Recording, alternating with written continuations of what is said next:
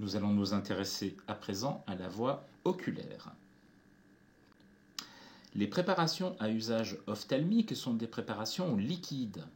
Les collyres, les solutions pour lavage ophtalmique, mais aussi semi-solides, comme les pommades, les crèmes ou les gels ophtalmiques, et parfois solides, comme les poudres pour collyres et pour solutions de lavage ou les inserts. Toutes ces formes, toutes ces préparations sont bien sûr stériles et destinées à être appliquées sur le globe oculaire et ou les conjonctives ou à être introduites dans le sac conjonctival.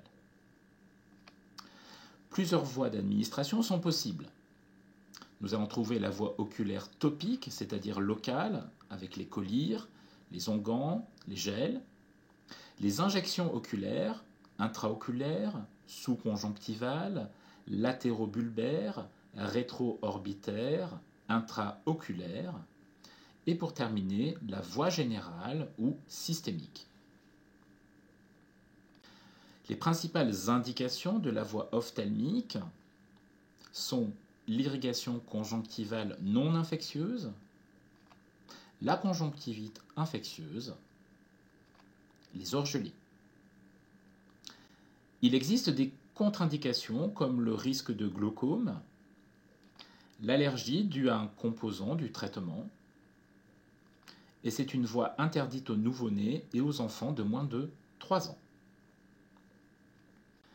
Concernant le déroulement du soin et les prérequis, la fragilité et la sensibilité de la muqueuse oculaire exigent l'utilisation de médicaments parfaitement contrôlés et stériles. Il faudra favoriser les présentations unitaires, sinon réserver le flacon ou le tube multidose à un patient donné. Il faudra préserver l'asepsie lors de l'utilisation afin d'éviter toute contamination au niveau de l'œil. Ne pas toucher l'œil ou la paupière avec l'embout du flacon ou du tube. Il faut instiller le collyre à distance de l'angle interne de l'œil pour éviter la fuite par le canal lacrymal, ce qui diminuerait l'efficacité, et le risque d'effet indésirable lié au passage systémique du produit. Cette diffusion peut être limitée par la compression du canal lacrymal. En cas d'instillation de plusieurs collyres, il faut respecter un intervalle de 15 minutes entre les applications de 2 collyres différents. Selon les cas, il peut y avoir un ordre à respecter. Selon la galénique, c'est-à-dire la forme, il faut terminer par le plus visqueux. Selon la pharmacologie, il faut terminer par le vasoconstricteur. Et selon la douleur, éventuellement, il faut terminer bien entendu par le plus douloureux. Tout cela est à faire préciser par le médecin si besoin. Les formes visqueuses permettent une durée d'action plus longue. Elles risquent en revanche de causer un flou visuel plus long que les formes liquides. Toujours concernant le déroulement du soin, juste avant l'administration, vous devez vérifier la prescription médicale et vérifier si les 2 yeux doivent être traités ou un seul. Il faut regrouper l'ensemble des médicaments et matériels sur un plan de travail propre et sec et prendre connaissance des conditions d'administration en consultant la notice d'utilisation du produit. Vous devez vérifier l'identitovigilance du patient.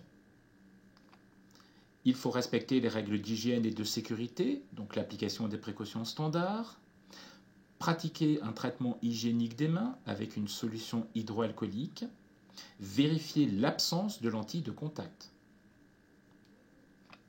L'œil doit être propre. Un lavage oculaire préalable est recommandé afin d'avoir un œil propre. Pour cela, mettez des gants non stériles à usage unique. Effectuez le lavage oculaire qui permet de nettoyer la surface à traiter et de renforcer l'efficacité du traitement.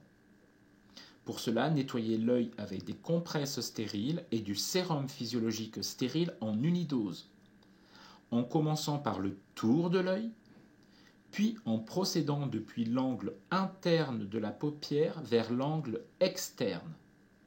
Il faut changer la compresse à chaque passage et à chaque œil.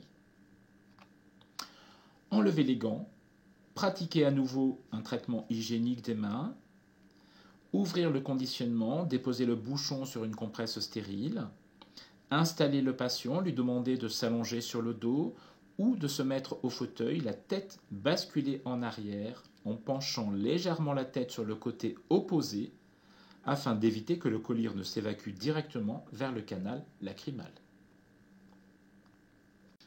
Nous passons maintenant à l'administration.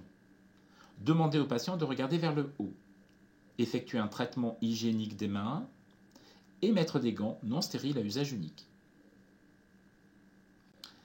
À l'aide de votre main libre et en utilisant une compresse stérile, si vous êtes dans un contexte chirurgical, vous la déposez sur la paupière inférieure et tirez légèrement la paupière inférieure entre l'index et le pouce vers l'avant pour créer une petite poche, comme vous montre l'image numéro 1. Instillez le collyre dans le cul-de-sac conjonctival, c'est-à-dire au centre et à l'intérieur de la paupière inférieure, en évitant de toucher le globe oculaire, les paupières ou les cils avec l'embout, comme vous le montre l'image numéro 2. Relâchez la paupière et demandez au patient de fermer doucement la paupière, puis de faire voyager le globe oculaire sous la paupière fermée afin de bien répartir le collyre. Image numéro 3.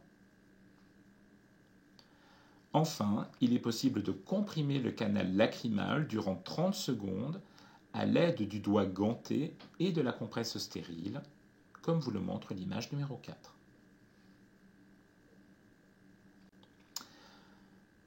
Un cas particulier, le cas des pommades et des gels ophtalmiques. L'usage de gants non stériles à usage unique est conseillé. Il faut déposer un petit ruban de pommade depuis le bord du sac conjonctival vers l'angle externe de l'œil. La dose à instiller correspond environ à 1 grain de riz. Il faut ensuite masser doucement la paupière inférieure afin de bien étaler la pommade.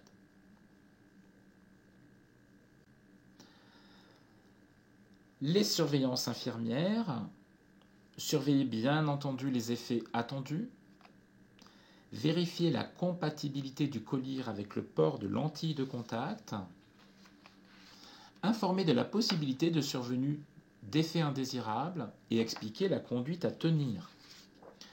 Ces effets peuvent notamment affecter l'aptitude à effectuer certains travaux, comme conduire un véhicule ou l'utilisation de certaines machines. L'instillation préalable de l'arme artificielle 15 minutes avant d'administrer le collyre peut augmenter la tolérance de certains collyres qui donnent des sensations de brûlure, de picotement, un prurite ou un larmoiement. Enfin, si le traitement est poursuivi à domicile, il faut apprendre à la personne ou à un aidant à réaliser l'instillation, informer des règles à respecter pour l'administration en termes d'hygiène, de sécurité, ainsi que pour le stockage, la durée et conditions de conservation du médicament. À bientôt!